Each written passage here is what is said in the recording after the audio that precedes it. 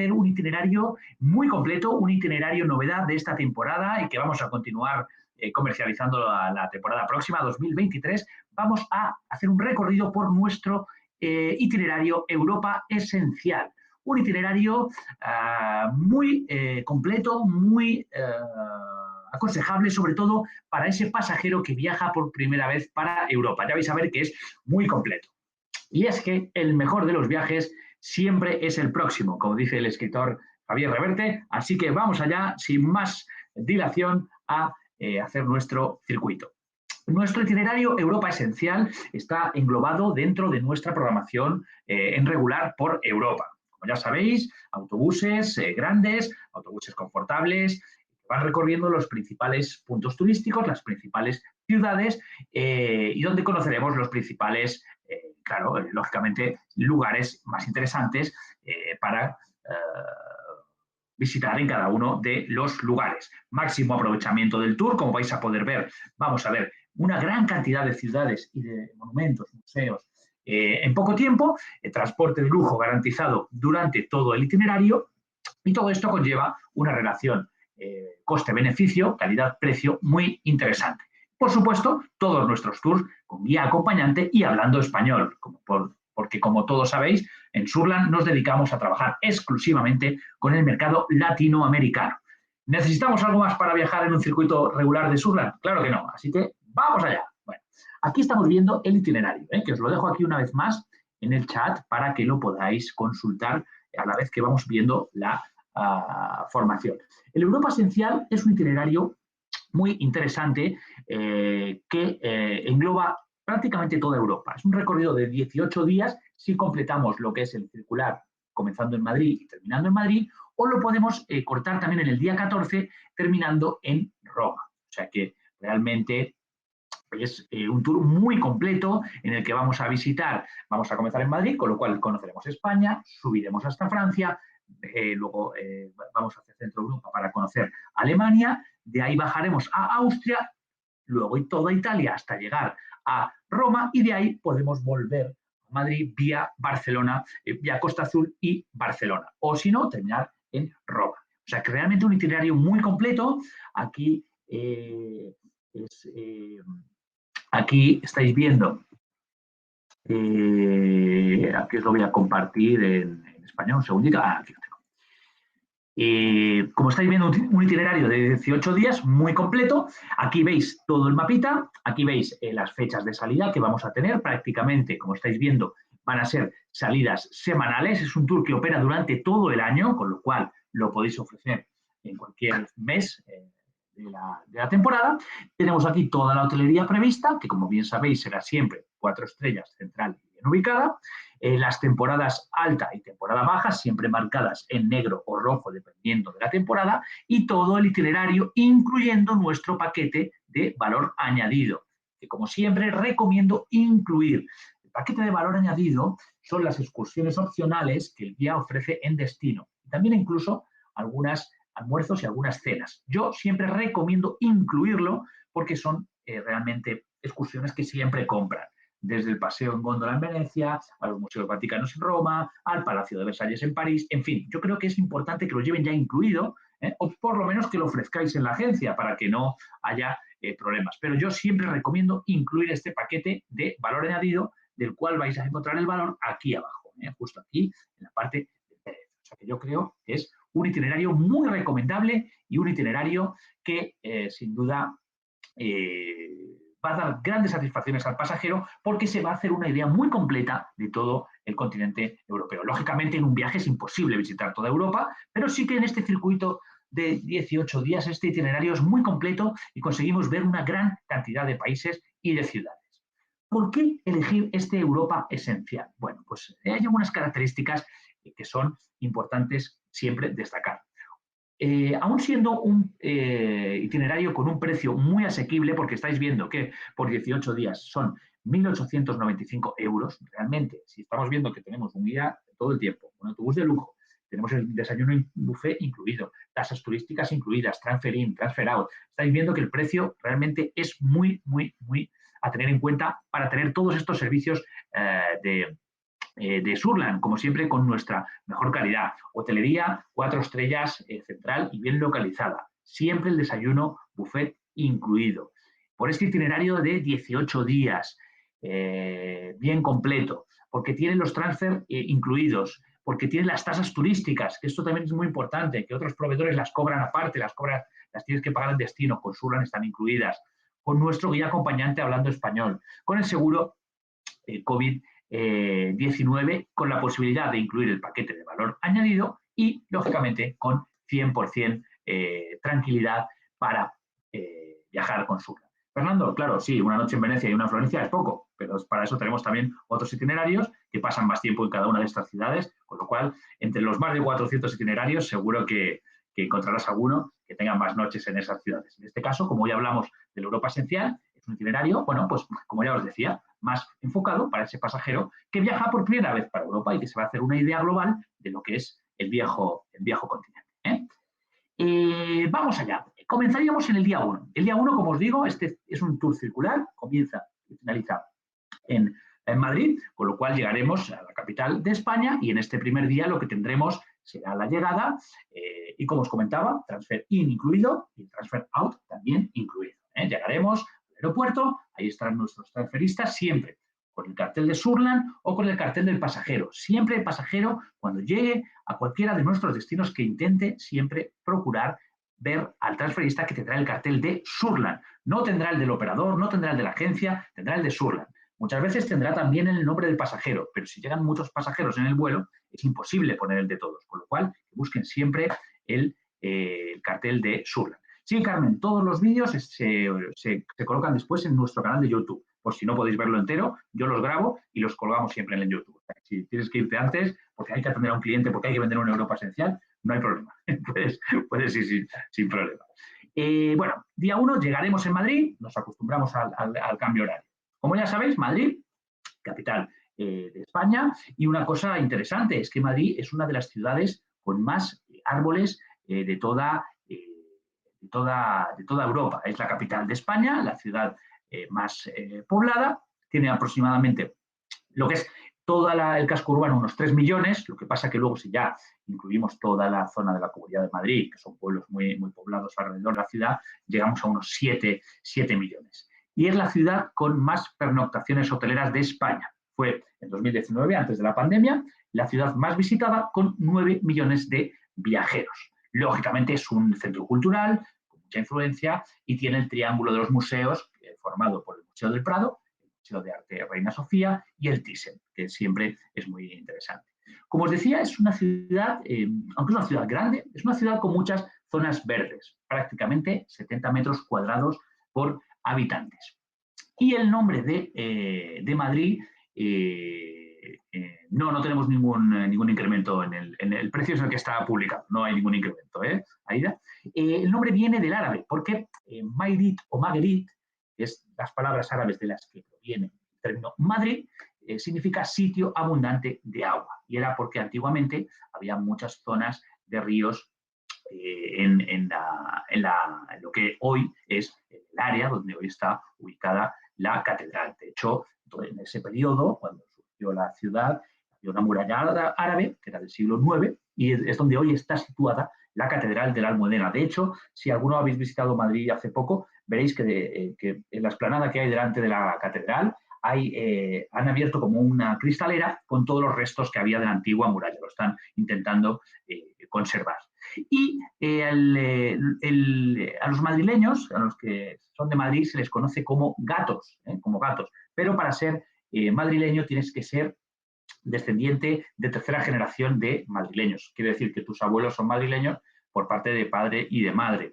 Pero no hay mucha gente que cumpla estos requisitos, porque realmente en Madrid, si la conocéis, que seguro que muchísimos de vosotros sí que la conocéis, es una ciudad muy cosmopolita y que todos decimos, los que vivimos en Madrid, que ninguno somos de Madrid. De hecho, yo soy andaluz, yo soy de Sevilla y mis padres son andaluces también. Entonces es muy difícil encontrar a un verdadero gato, que son madrileños de tercera generación. El símbolo de Madrid es el oso y el madroño. El oso y el madroño, que es una estatua que está en el centro de la ciudad y que lo veréis siempre en los escudos. Y la Cibeles, que es la fuente donde celebra los triunfos el Real Madrid. También hay que decir que en Neptuno los celebra el Atlético de Madrid. Tiene un secreto que es interesante, y es que a 35 metros de profundidad, si excavamos en las Cibeles, está la cámara acorazada del Banco de España. O sea, que ahí es donde está el dinero del Banco de España que intentaban robar los chicos de la serie tan conocida La Casa de Papel, ¿no? Que seguro que todos hemos asistido. Nélida, nosotros trabajamos siempre el Hotel Mayorazgo y el Gran Versalles en Madrid. Son 2 hoteles, 4 estrellas, fantástico. Mira, ahí está Fernando Varela, o sea que no hace falta ni que lo explique. Son nuestros 2 hoteles de referencia en Madrid, son centrales, son de muy buena calidad y con un valor muy, muy ajustado. Y en Madrid tenemos el restaurante más antiguo del mundo, que es el Botín, restaurante Botín, data del 1725. Y la especialidad es el cochinillo y el cordero asado. Y también importante, el que venga para Madrid tiene que... San Ginés, que es la churrería, también es muy antigua, efectivamente. Y el bocadillo de calamares es un plato que tenemos que experimentar si venimos para Madrid. Sobre todo en la zona de la Plaza Mayor, cualquiera de los barecitos que vais a encontrar, el bocadillo de calamares es muy típico de comerlo en Madrid. Bueno, pues en cualquier tabernita con una cervecita entra muy bien y yo creo que es fantástico probarlo. O sea que hay que probar el bocadillo de calamares. También en toda esa área de la Plaza Mayor tenéis el mercado de San Miguel, que normalmente os gusta mucho también visitar. Bueno, vamos allá. Comenzaríamos con nuestra panorámica. En el día 2 en Madrid, en la panorámica. Por ejemplo, aquí saldremos del hotel y a bordo de nuestro autobús haremos toda la excursión. La mayoría del tiempo será en el autobús para poder llegar a la mayor cantidad de puntos posibles, pero habrá algunos sitios en los que bajaremos del autobús y dejaremos tiempo para tirar fotos y poder tener la oportunidad, bueno, de tener un poquito de tiempo libre para fotos. Es una panorámica, con lo cual no se visita el interior de los museos. Efectivamente, 3 estrellas no utilizamos, siempre utilizamos 4, que da una calidad óptima para nuestros pasajeros. La panorámica nos va a llevar desde la Plaza de Oriente y el Palacio Real, por la Plaza de España, Puerta del Sol, Neptuno, Cibeles, Paseo del Prado, Puerta de Alcalá, la Plaza de Toros de las Ventas y llegaremos hasta el estadio de fútbol del Santiago Bernabéu. Es muy completa y aquí comenzaríamos en el Palacio Real, la Plaza de Oriente, diseñado en el siglo XVIII como residencia oficial de la familia española. Hoy en día los reyes no viven aquí. Los reyes viven en el Palacio de la Zarzuela, que está más en las afueras, y el Palacio Real se utiliza para ceremonias de Estado y actos solemnes. Es muy grande el Palacio Real, se puede visitar por dentro y es prácticamente el doble que el Palacio de Buckingham, o sea que es muy grande. Más grande también que el Palacio de Versalles de París. O sea que realmente es uno de los palacios más grandes del mundo.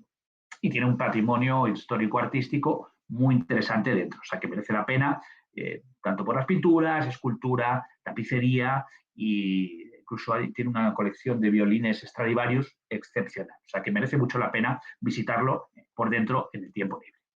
Veremos también la Plaza de Oriente. Esto está justo enfrente del Palacio Real. Aquí vemos la Plaza de Oriente y el Teatro Real. El Teatro Real. La plaza es diseñada en 1844 y está la estatua ecuestre de Felipe IV y enfrente vemos el Teatro de la Ópera, Teatro Real, inaugurado en 1850, pero que cerró de 1925 a 1966 porque tenía algunos problemas estructurales. Luego ya se reabrió y hoy en día es uno de los principales palcos de ópera del mundo.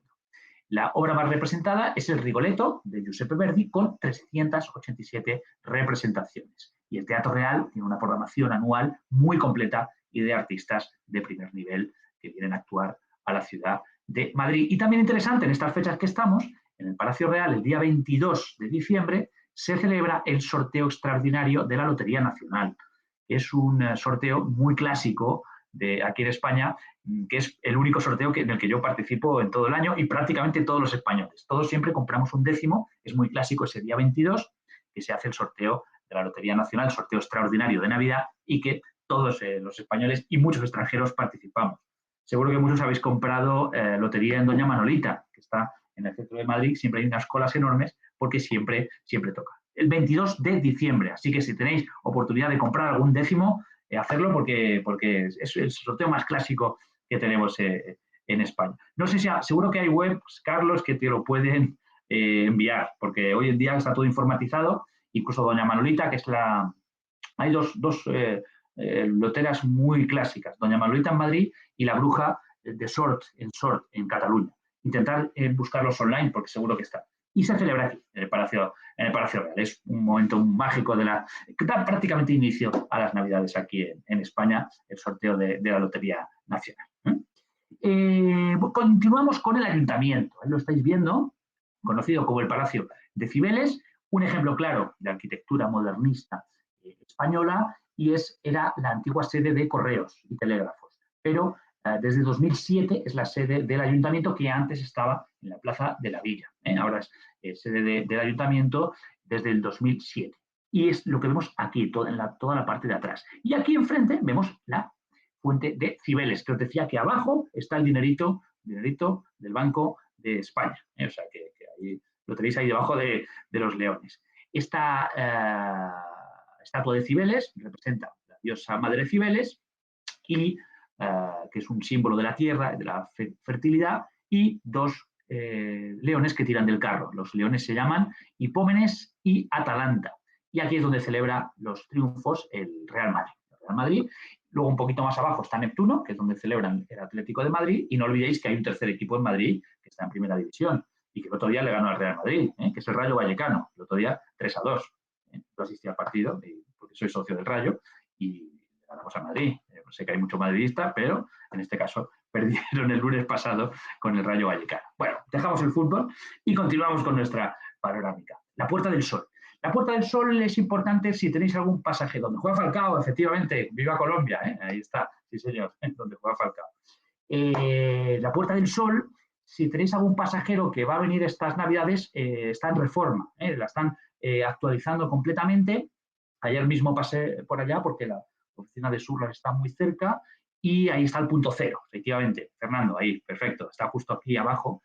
Toda esta parte de la fuente la han quitado ahora porque está en reforma, o sea que no sé cómo vamos a hacer este año lo de las uvas. Es una de las plazas más famosas, punto turístico por excelencia, y donde está el kilómetro cero. Donde está el kilómetro cero, que es donde comienzan a contabilizar todas las autopistas de Madrid. Y donde está la estatua del oso y el madroño, que está en esta parte. Está aquí, no la podemos ver. El kilómetro cero está aquí justo debajo. Esto es la sede del gobierno de la Comunidad de Madrid. Aún no terminaron las obras. Elizabeth, están bastante avanzadas, pero aún no terminaron. Pero sí están colocando el gran árbol de Navidad que ponen siempre. O sea, que el día 24, si no me engaño, encendemos el alumbrado de Navidad aquí en Madrid. Y aquí está el reloj de la Puerta del Sol, importantísimo, el día 31.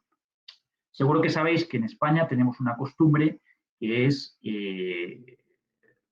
terminar el año comiendo 12 uvas con las campanadas de la Puerta del Sol. Pues es este reloj que siempre vemos cuando estamos en casa tomando las uvas con la familia, y es el reloj de la Puerta del Sol, el más clásico que vemos siempre.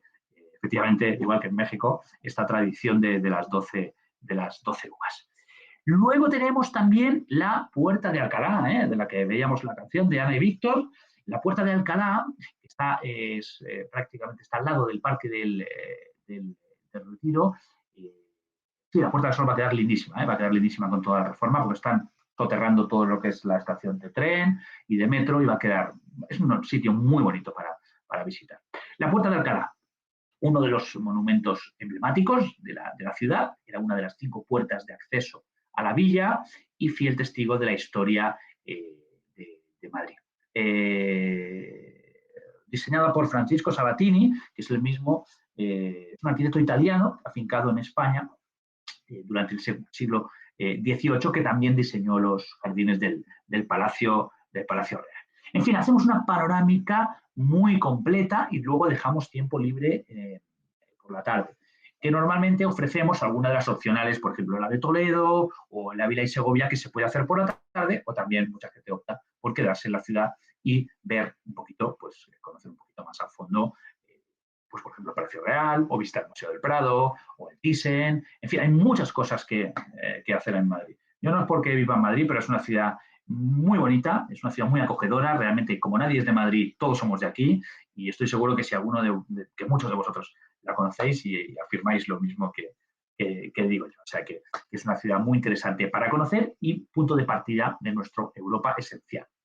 Porque ya en el día 3 ya salimos de Madrid y vamos a iniciar esta etapa larga de autobús para llegar hasta Burdeos. O sea, que vamos a ir hacia el norte para dejar España y llegar a Francia. Es una etapa larga, por eso hacemos una parada en Burgos. Hacemos una parada en Burgos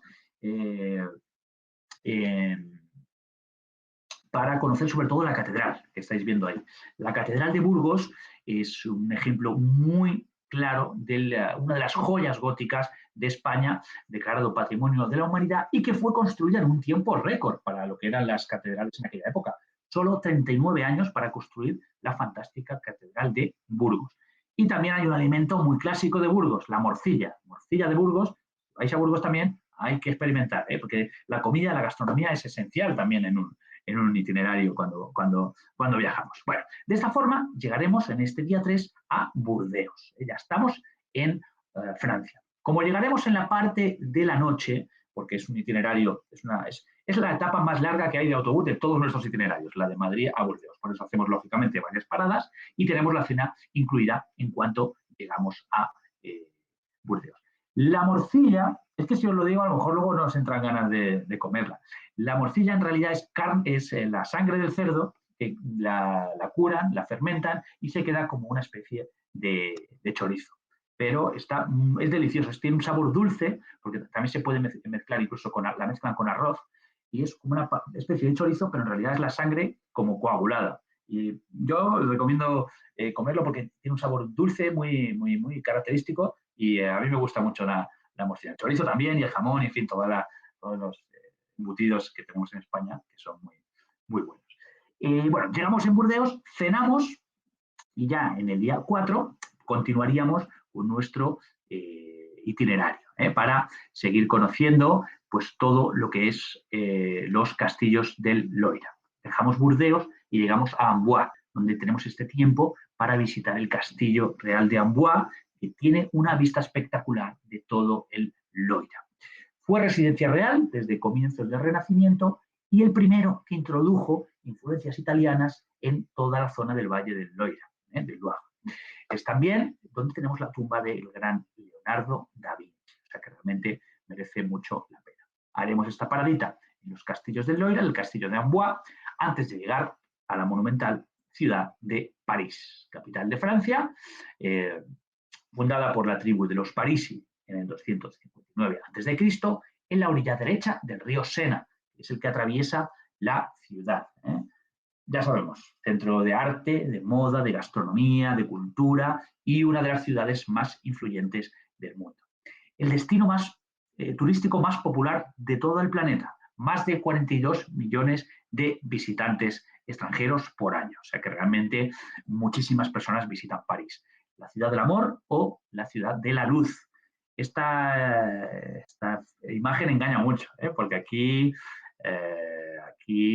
vemos la rotonda vacía de coches, pero esto es una locura. En realidad aquí esto debía ser durante la pandemia, que estábamos todos en casa, porque es una locura de tráfico. O sea, para entrar aquí en el Arco del Triunfo, en la rotonda, es increíble la cantidad de tráfico que hay. Bueno, nosotros cuando llegamos a París, en la noche, ofrecemos una excursión que a mí me parece espectacular.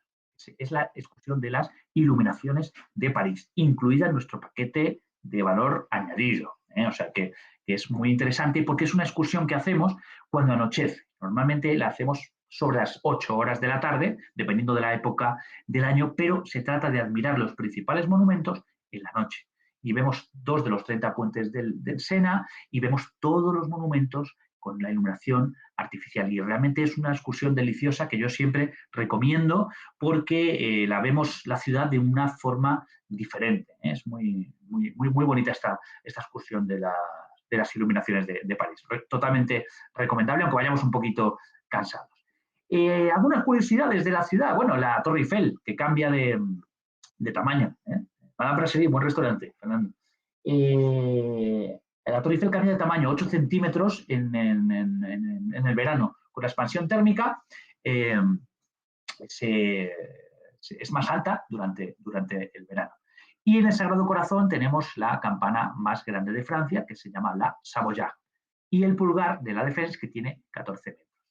Luego tenemos el barrio latino, del que luego vamos a hablar, o sea que luego hablaremos de él, y tenemos la pirámide del Louvre también, que es una pirámide con las mismas proporciones que la pirámide de Keops y que es el acceso principal al Museo del Louvre.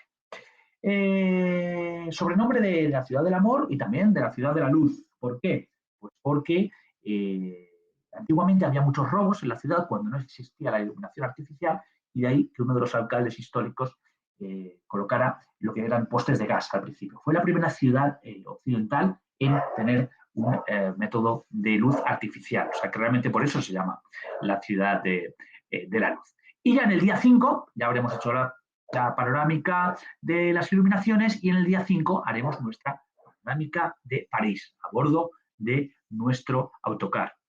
Veremos los Campos Elíseos, la Plaza de la Concorde, el Arco del Triunfo, la Ópera, el Barrio Latino, la Sorbona, el Panteón, los Inválidos, la Escuela Militar y el Campo de Marte.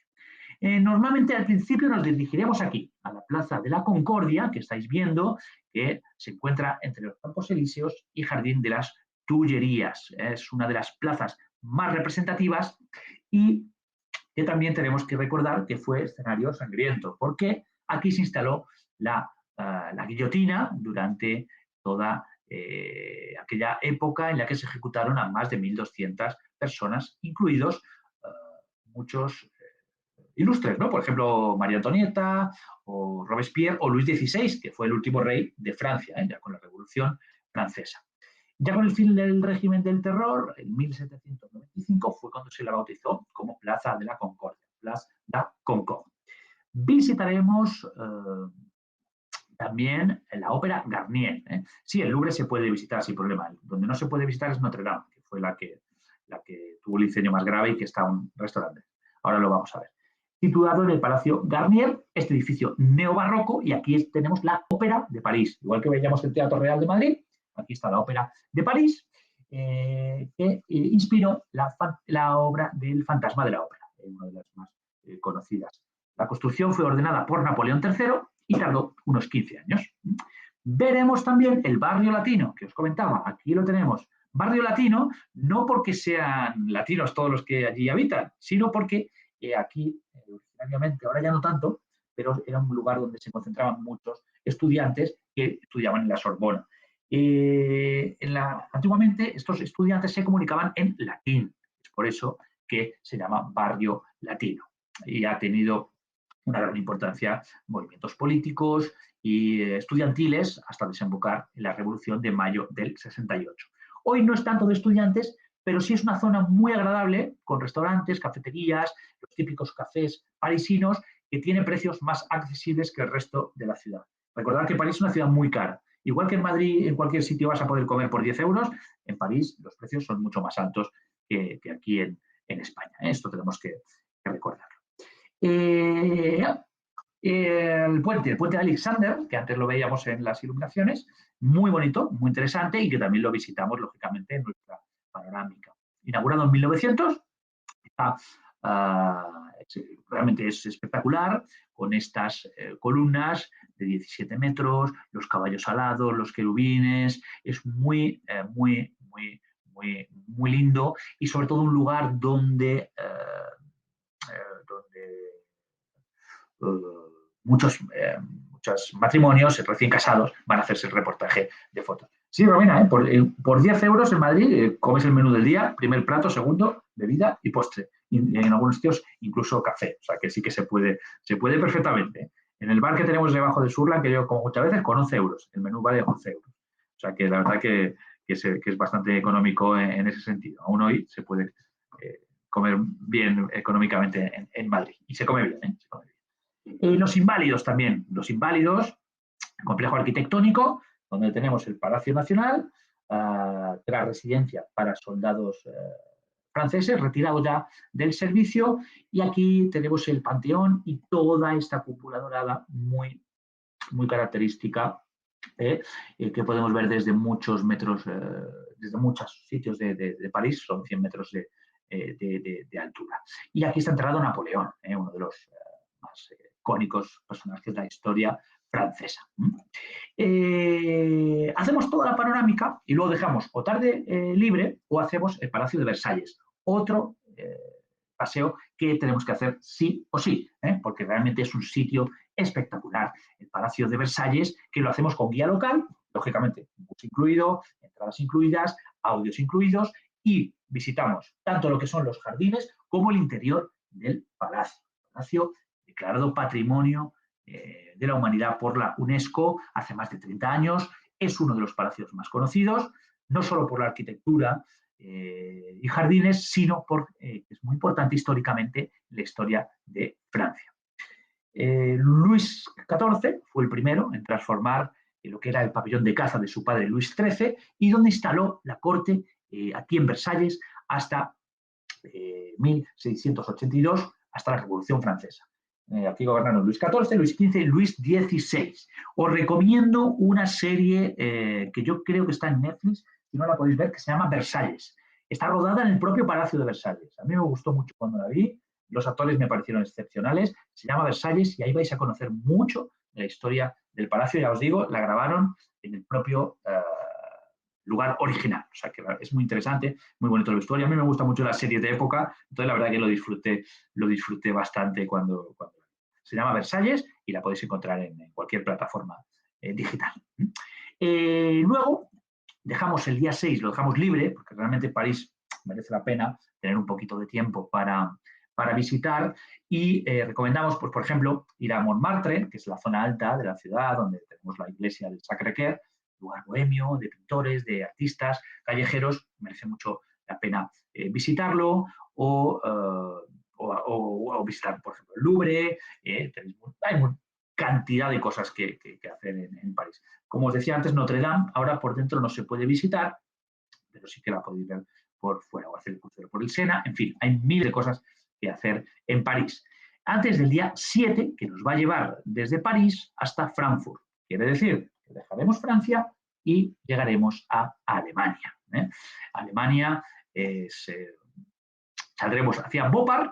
Esto es muy bonito porque llegamos a Boppard y hacemos un crucerito por el Rin, que a mí me encanta, es un crucero fantástico que nos permite ver la roca del Loreley y multitud de castillos y viñedos en las laderas del Rin. Estamos hablando del valle medio del Rin, todo lo que es la garganta y patrimonio de la humanidad porque es la mayor concentración de castillos de toda Europa. Incluso en Boppard tenemos restos romanos que se conservan, los más antiguos al norte de los Alpes. Este crucerito nos lleva de Boppard, hacemos el crucerito y desembarcamos en Saint-Goard. Aquí lo estamos viendo, Saint-Goard, que ahí ya nos recupera. Efectivamente, Cristina, muy interesante apreciación. Tienes un viñedo ahí que si subes, que yo recomiendo subir a Montmartre andando, porque lo ves, el viñedo está muy chulo y es lo único que hay ahí en París capital. Es muy, muy bonito subir andando. Es un poquito cuesta arriba y hay que hacer un poquito de esfuerzo, pero merece la pena por lo bonito del lugar, por la parte de atrás, que efectivamente están los viñedos. Saint-Goard, y ahí nos recoge, nos va a buscar nuestro autobús. Aquí está Saint-Goard, aquí es donde desembarcamos y aquí nuestro autobús nos espera para continuar hacia Frankfurt, hacia la ciudad grande, donde llegaremos en Frankfurt, llegaremos por la tarde y haremos nuestra visita hasta la Plaza Romer, que es esta que estamos viendo, la plaza icónica de Frankfurt, la entrada al Altstadt, la ciudad vieja, y con esos edificios históricos y también con el ayuntamiento y las casas tradicionales. Como os digo, dejamos Francia y ya estamos en Alemania. Continuaríamos con nuestro día 8. Nuestro día 8, que es muy interesante porque nos va a llevar desde Frankfurt hasta Innsbruck.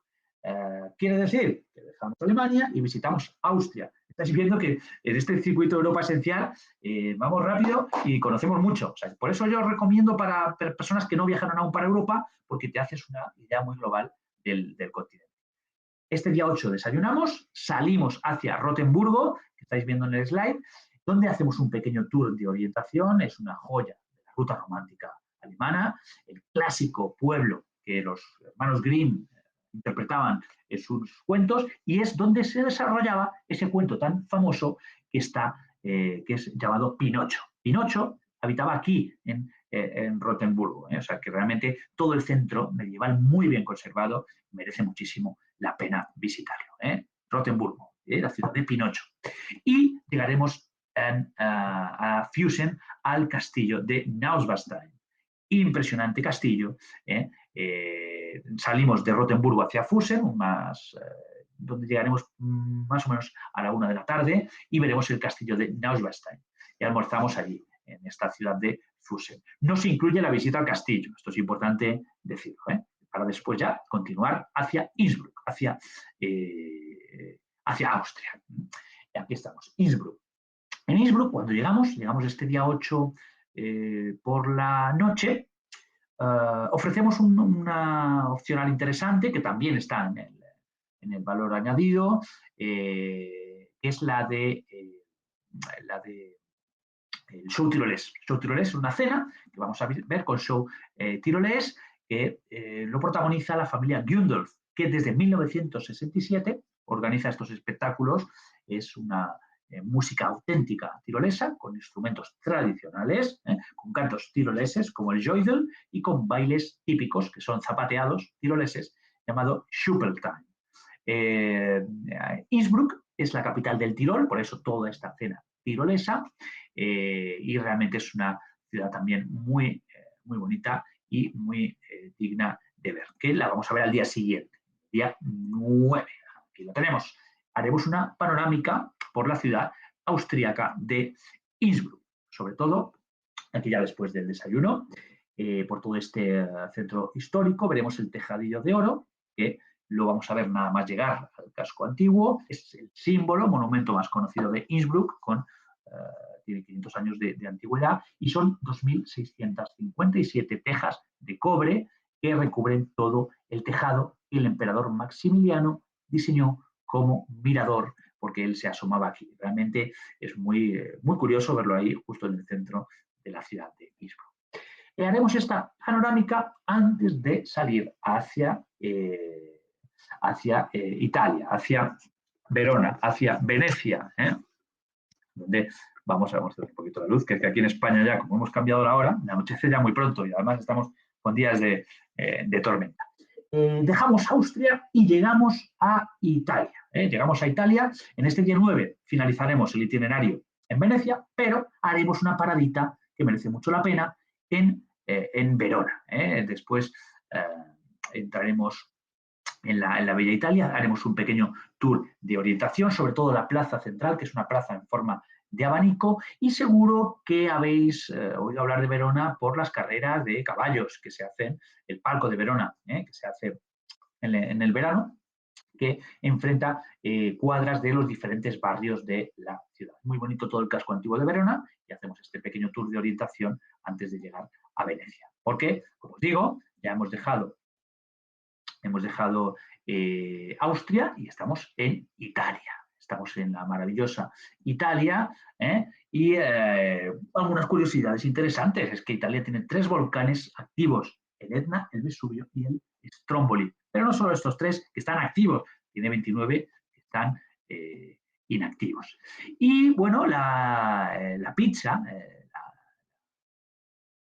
la pizza es también interesante, porque hoy en día es uno de los platos italianos por excelencia, pero en realidad originalmente era un plato de pobres, podemos decir, que lo comían las familias más pobres, pero hoy en día ya es un plato universal, a mí me encanta también, y buena pizza napolitana que podemos, pues también en muchísimos de vuestros países que hay tanta descendencia italiana, hay muy buenos restaurantes italianos, es una cocina ya universal. Y luego tenemos la Torre de Pisa, uno de los monumentos más conocidos de Italia, en la ciudad de Pisa, que después vamos a visitar. Pero no sabéis, a lo mejor, que no es la única torre que hay inclinada en Pisa. La del campanario de la iglesia de San Nicola y el campanario de San Michele degli Scalzi también están inclinadas. Es un problema del suelo de la propia de la propia ciudad. O sea que hay 3 torres inclinadas en Pisa, no solo una. Curiosidades interesantes, sin duda. Aquí lo que os decía, Verona. Antes de llegar a Venecia, haremos esta paradita que merece mucho la pena, porque en Verona tenemos una ciudad patrimonio de la humanidad. La verdad es que Italia es un país maravilloso, y bordeamos toda la muralla para llegar hasta la plaza, la Piazza Bra. Aquí estás viendo el Ponte de Pietra. Es un monumento, un puente de la época romana, el único que queda en la ciudad, con estas características 5 arcadas que tiene. 1, 2, 3, 4, 5. Y es un puente construido, la primera gran obra marmórea de la ciudad. Y lo que os decía, la Piazza Bra, aquí está, que tiene como forma de abanico, como os decía.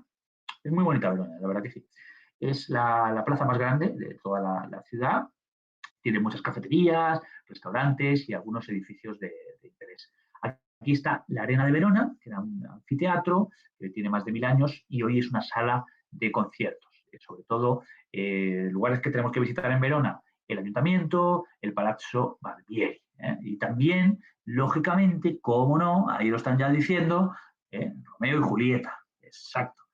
Casa de Julieta. Aquí la vamos también a visitar. Es un palacio, en realidad, un palacio del siglo XIII, que perteneció a la familia veronesa Dal Capello, que se puede leer en la insignia que da entrada a la casa. La historia de Romeo y Julieta, todos hoy en día ya la conocemos gracias a William Shakespeare, pero en realidad es una obra que fue escrita por un italiano, por Luigi da Porto, en el siglo XVI. Es un libreto que fue circulando por toda Europa hasta que llegó a Inglaterra y ahí William Shakespeare fue el que transformó en obra inmortal y convirtió a Verona, lógicamente, en uno de los sitios más amados y más visitados del mundo.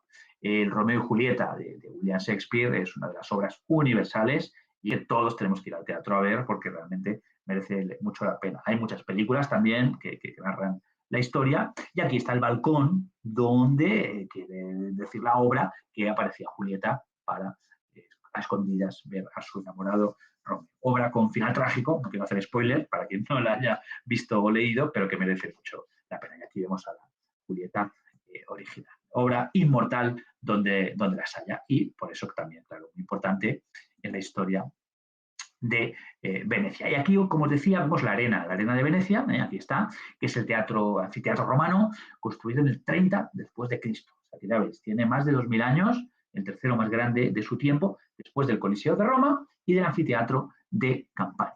Una estructura antigua, pero súper bien conservada. A día de hoy aún se siguen haciendo óperas, lo utilizan sobre todo como palco de ópera para actuaciones de música. Continuamos nuestro tour para llegar hasta la ciudad de Venecia.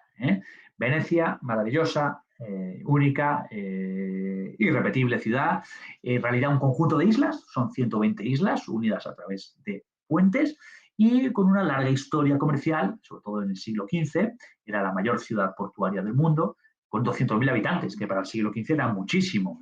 Ahí es donde alcanzó su máximo apogeo. Hoy en día vive del turismo prácticamente, es un centro cultural, tenemos muchas actividades, festivales importantes como la Bienal de Arte y de Arquitectura, el Festival de Cine y también universidades importantes como la Ca' Foscari. No hay tráfico rodado en el interior, como os digo, son islas comunicadas por puentes y lo que nos comunica son por los canales, lo que equivale a un autobús en la ciudad de Venecia son los vaporetos, que son embarcaciones transbordadoras que nos llevan de uno a otro punto de la ciudad. O sea que es el modo de transportarse en una ciudad, que no hay carreteras, que no hay tráfico rodado. Por eso es tan interesante, tan curiosa y tan apasionante esta ciudad de Venecia. A ver si me pasa el slide.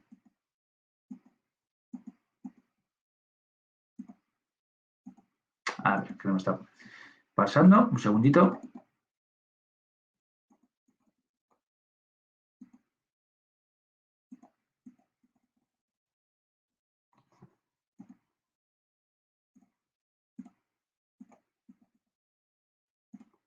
ver si ahora está. Aquí está. Bueno, perdón, es que no me estaba pasando la diapositiva. Cuando llegamos en la noche, ofrecemos las iluminaciones de Venecia. En lo mismo que hacíamos antes en París, de ver un poquito los, los monumentos en la noche, pues lo podemos hacer también aquí en Venecia, que es una excursión que la llamamos las iluminaciones de Venecia.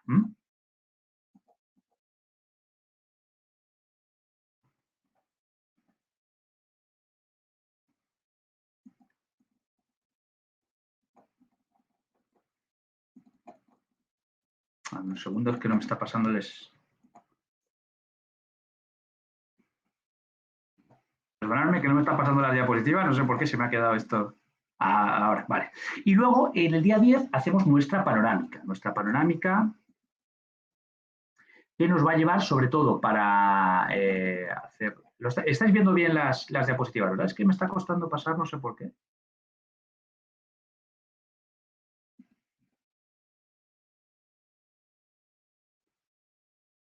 Vale, bueno. Pues nuestra, como os decía, en el día 10 lo que haremos es nuestro tour, nuestra panorámica.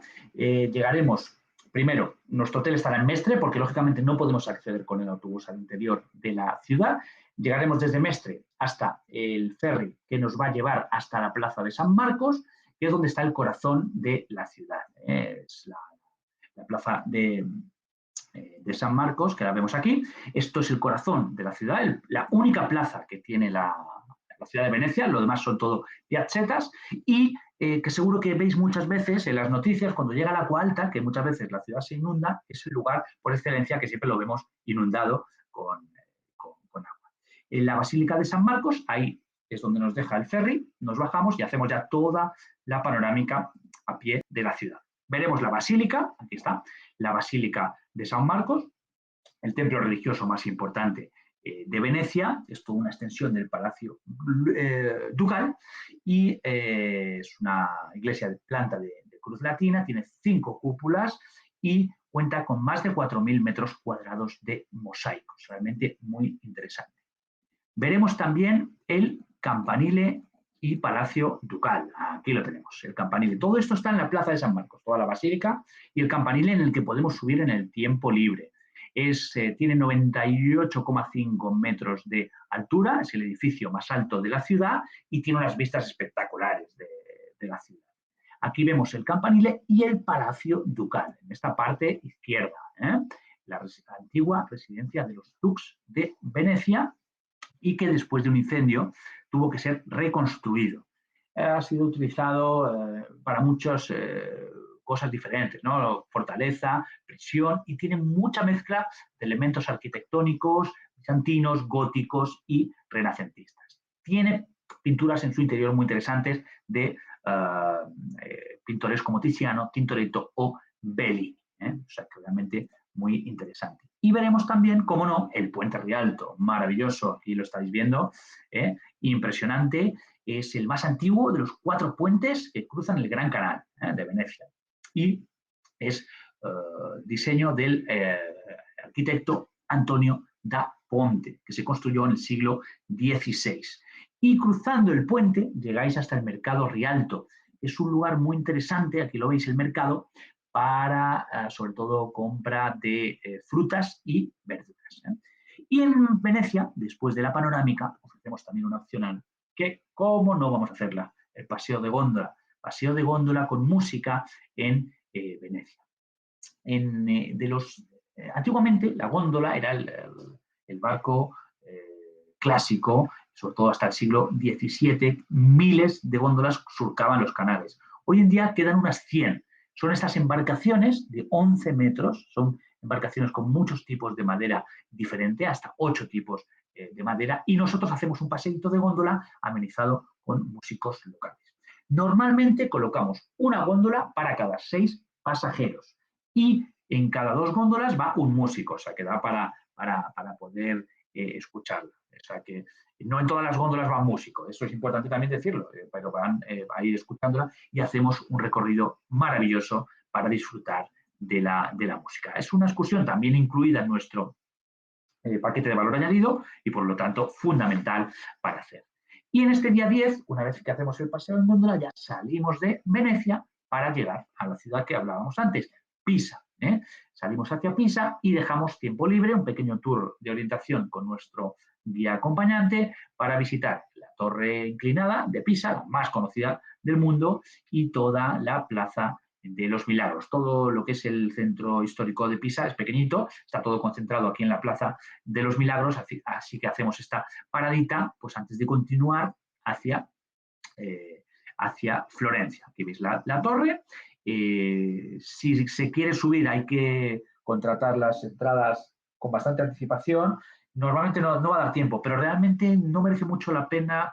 Yo subí a la torre de Pisa y no merece mucho la pena porque desde dentro no aprecias que esté inclinada, ni tiene una vista espectacular, ni es nada, o sea, es espectacular por fuera, pero luego por dentro no tiene gran cosa. O sea que no recomiendo mucho subir, hay cosas mejores que hacer, pero luego por fuera la típica foto de allí todos inclinados siempre la hacemos. Y ya en la tarde llegamos a Florencia, a la ciudad de Florencia, donde aquí sí vamos a dormir, a pernoctar en esa noche del día 10. A ver si quiere pasar la diapositiva. Aquí.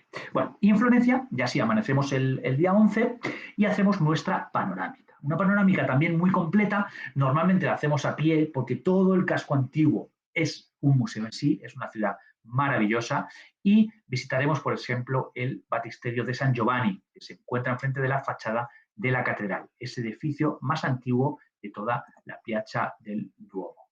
Visitaremos también, ya os digo, todo lo que es el centro histórico de Florencia realmente es impresionante y es un museo al aire libre en sí mismo. Y después del batisterio nos dirigimos hacia la Santa Croce. Aquí la estamos viendo. Es la iglesia franciscana más grande del mundo, con 115 metros de longitud y 38 de anchura. Solo en Florencia la supera la catedral y es lugar de las tumbas de personajes muy conocidos como Galileo Galilei, Maquiavelo o Miguel Ángel. Luego también nos saldremos un poquito hacia la orilla del río para ver el Ponte Vecchio, y lo estamos viendo, data de 1345 y es el puente de piedra más antiguo de Europa. Aquí veis, es interesante el Ponte Vecchio porque veis aquí como casitas, ¿verdad? En su interior. Pues esas casitas eran antes carniceros, matarifes y cuando la corte se mudó al Palacio Pitti, Fernando I ordenó cerrar todas esas tiendas de carniceros, de casquería, podemos decir, y ahí ahora lo que hay son joyeros y orfebres, son joyerías lo que vais a ver ahí. Y es interesante que durante la Segunda Guerra Mundial fue el único de los puentes de Florencia que resistió los bombardeos de las tropas alemanas. O sea que realmente muy interesante. Haremos este paseíto y volveremos para ver la Plaza de la Signoria.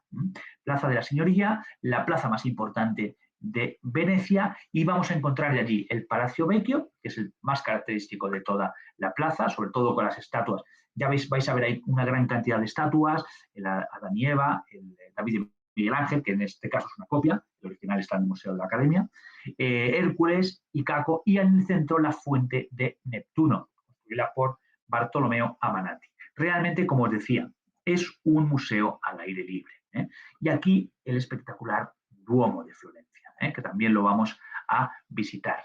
Es una de las iglesias más grandes, mayores de la cristiandad. En ese característico mármol verde y blanco y esta característicísima cúpula de 45 metros que fue una revolución a nivel arquitectónico en la época. Nadie apostaba porque se pudiera sostener esa cúpula tan grande de 45 metros en la catedral. Al final lo consiguió el arquitecto Brunelleschi, cuya tumba está en el interior de la catedral. Bueno, la verdad es que Florencia es una Es muy, muy, muy, muy linda ciudad. Toda esta información, Carla, la tenéis en la web, tanto noches extra como excursiones opcionales, todo lo tenéis en la web, es surland.com. Y luego ya por la tarde, pues dejamos Florencia y vamos hacia Roma, la capital de Italia, por carretera. Realmente está cerquita, no es un trayecto de autobús muy largo. Y sobre todo en este día que llegamos, el día 11, ofrecemos la excursión opcional de Roma Barroca. En la Roma Barroca que visita las principales fuentes de la ciudad, incluida, por supuesto, la Fontana de Trevi.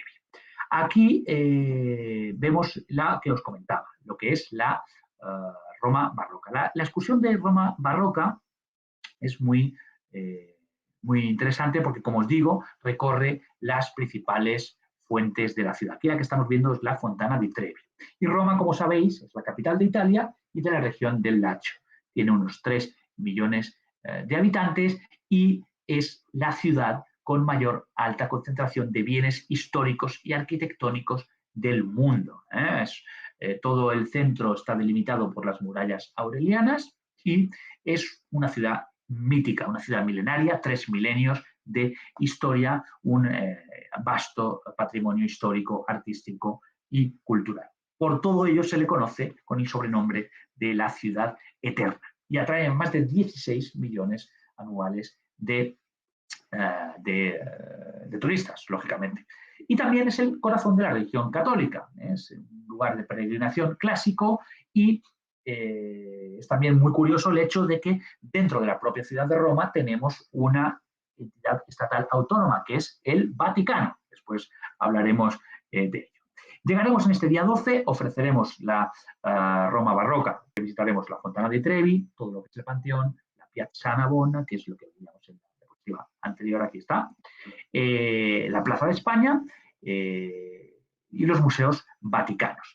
Y por la noche ofrecemos también una cena especial, que es una cena con ópera, con música ópera, que es en el restaurante Termas del Coliseo. Totalmente recomendable y también incluido dentro de nuestro valor añadido. Por eso os digo que ese paquete valor añadido incluye todas estas excursiones y yo creo que es muy positivo el poder incluirlo. Ya el día 12 despertamos en Roma y hacemos nuestra panorámica, súper completa y súper interesante. Recorreremos todo lo que es el Lungo Tevere, la Puerta Ostiense, Termas de Caracalla, Santa María Mayor, San Juan de Letrán, el Coliseo, los Foros Romanos, Plaza Venecia, Teatro Marcelo, el Circo Máximo, la Boca de la Verdad y termina con un paseíto por el barrio del Trastevere. Aquí vemos las termas de Caracalla del siglo III, bajo el mandato de Marco Aurelio, más conocido, lógicamente, como emperador Caracalla, era uno de los mayores complejos termales de la humanidad. Visitaremos también Santa María Maggiore, Santa María la Mayor, la basílica católica más grande de las iglesias dedicadas a la Virgen María en Roma. Era sobre todo un culto pagano y diseñada por, sobre todo, diseñada a través de las apariciones que tuvo el Papa, indicó cómo se debía construir toda la iglesia. Y lógicamente en Roma tenemos que visitar el Coliseo, espectacular. El Coliseo, llamado en la antigüedad Anfiteatro Flavio, es el anfiteatro más grande construido durante el Imperio Romano y el monumento que cada año visitan más de 6 millones de personas. El símbolo de la ciudad.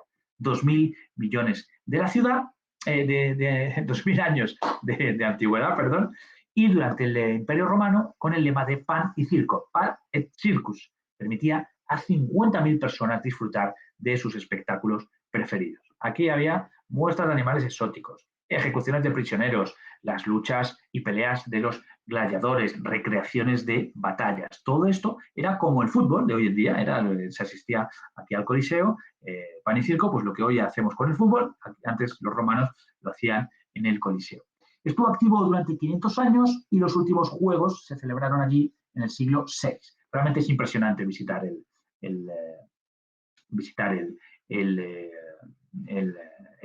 Coliseo. Las termas, si queréis saber alguna cosita más de las termas de Caracalla, porque la verdad que son interesantes, es que, sobre todo, eran muy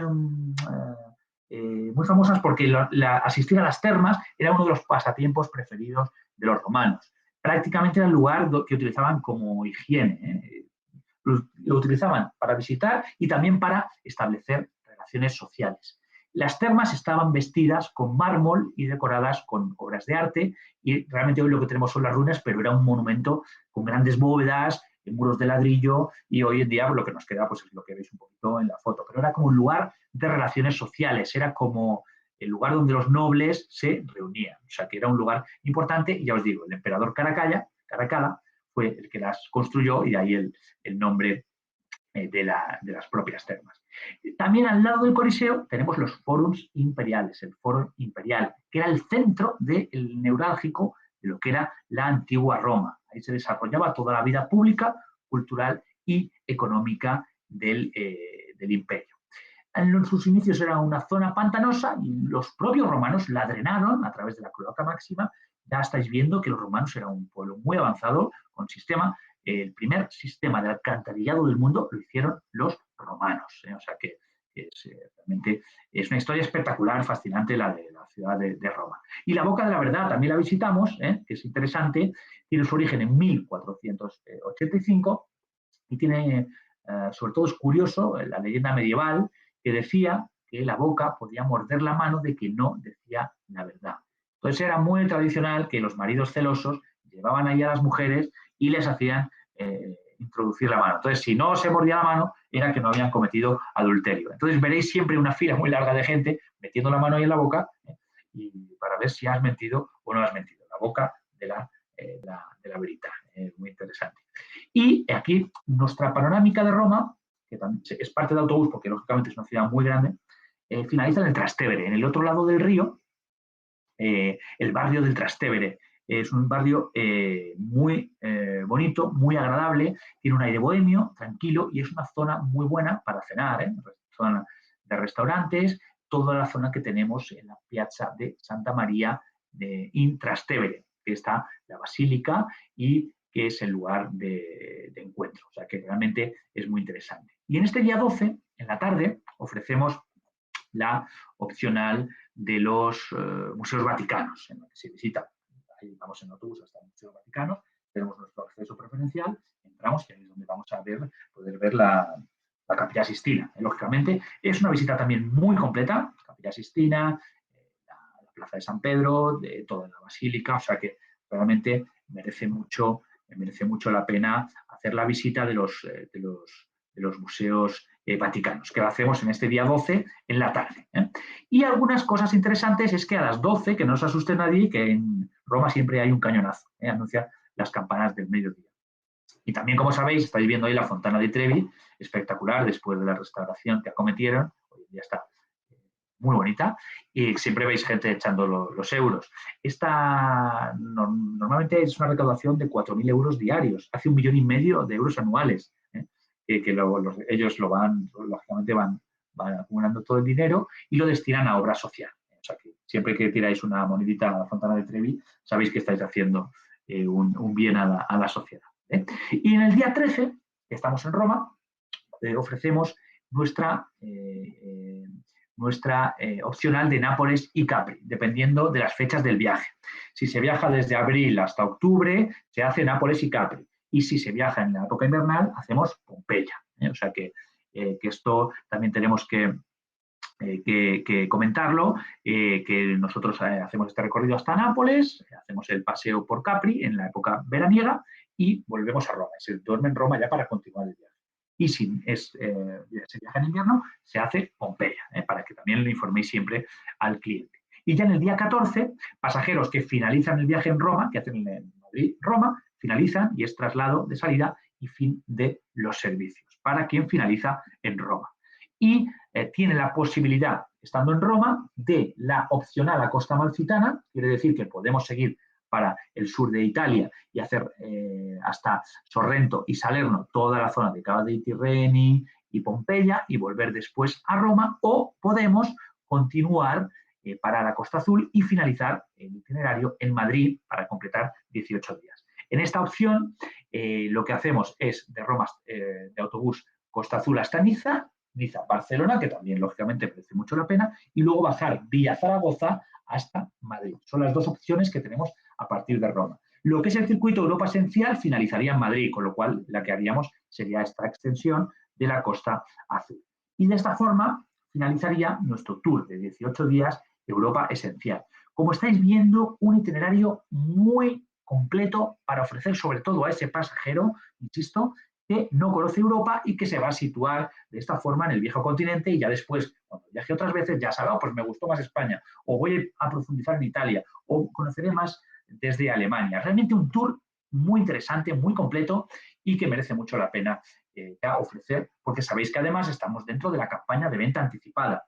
Cualquier itinerario que ofrezcáis ahora tiene el 10% de descuento, con lo cual es una venta que podéis hacer sin ningún problema. Lógicamente, recordar nuestras redes sociales, el Facebook, Instagram y el canal de YouTube, donde vamos a colocar siempre todas las formaciones. Así que ya sabéis, Europa Esencial, ¿con quién? Con Surland. ¿Por qué? Porque es 100% tranquilidad,